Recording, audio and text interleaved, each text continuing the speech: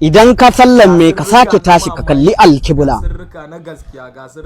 ka yi kafara ka ce zarni wa man halakutu wahida, zarni wa man halakutu wahida. Na rantsi da wanda ya turo mana annabi Muhammadu da gaskiya, na rantsi da wanda ya turo mana Qur'ani isifi 60. Wallahi alazim ko kai ne shugaban masu kokonto duk duniya, ka zo ka buga wannan sirrin, duk abin da kake so Allah zai baka a cikin 24 hours. Dan Allah musulmai, ina so ku yi amfani da wannan daman. Wallahi alazim wannan sirrin, kafin in samu wannan sirrin a gurin malami, nayi kwana 12 ina mai rubutu sannan tukuna ya dauka wannan sirrin ya bani. Amma kai ka ci arzikin annabi Muhammadu, bana bukata sisi a gurinka, ka dauka ka aikata. Wallahi alazim zaka samu biyan bukata, wallahi alazim zaki samu biyan bukata, wallahi alazim za ku samu biyan bukata. Duk abin da kake wannan sirri ne na biyan bukata, ba dagin kafa bakwai ake yi. Idan kana da lokaci ka rige shi na sati da, idan babu lokaci ka rige shi na kwana 3 ya ishe ka. Wallahi alazim ko tauraron ka ne suka rufe, kudi ne baka samu, aikin ka ne kake yi, aikin yana jan baya, ka zo ka jarraba zarni wa man halakutu wahida. Ku rige ayan, masu kiraye ku ji da kyau. Masoya, wannan sirri ne mai girma. Ina so in ci arzikin annabi Muhammadu dan gatan Allah. Ku tura bidiyon nan gaba. Ina so musulmi sama da miliyon su dauki wannan sirrin su aikata. Wallahi alazim duk wanda ya buga shi da bakin ciki har abada. Farin ciki Allah zai haskaka ka a cikin al'umma. Duk abin da kake so Allah zai baka. Wannan sirri ne mujarrabu. Ka samu mutum 15, kai sharing, kai like, kai wa annabi salati a comment. Ko da baraka dauki wannan sirrin ka aikata ba, ka wuce gaba. Idan kuma zaka aikata, ka dauka ka aikata. Wallahi alazim wannan sirrin mujarrabu ne. Ina da yakini in dai kai dan halak ne a duniya, wallahi alazim idan ka jarraba wannan sirrin zaka yi wa iyayena addu'a. Ina da garanti zaka min addu'a na alkhairi, domin wallahi alazim Allah zai baka abin da baka taba tsammani a rayuwanka ba. Shi hanyoyin Allah sun fi 1000.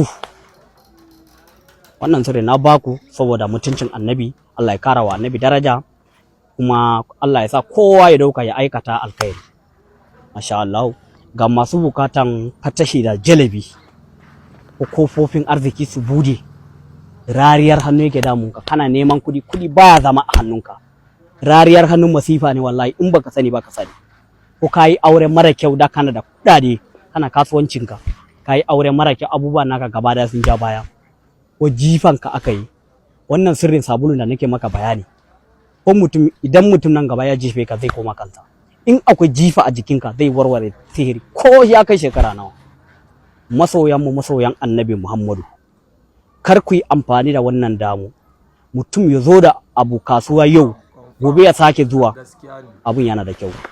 In dai babu kyau, yau ya zo da shi, gobe bara ka kara ganin shi ba. Wallahi alazim muna da yakini wannan sirrin sabulu, ƴan uwa musulmai da yawa suka fita a kuncin rayuwa dalilin sanadiyan sabulun nan. Wannan sabulun ko da sila za ka yi arziki, ko babu sila za ka yi arziki, ko kana da hanyar neman kuɗi za ka yi arziki, ko babu hanya. Hanyoyin Allah sun fi 1000. Shi Allah ya san ta inda zai baka wannan kuɗin da ka roke shi. In dai ka yi wanka da shi, jira sarauta. Kwana 7 ake wanka da shi, ba a amfani da shi a bandaki. Idan kana so wannan ka hada wannan sabulun, mun yi bayani a shafin namu yadda ake hadawa. Shiga shafin namu ka saurara ka dauka ka hada.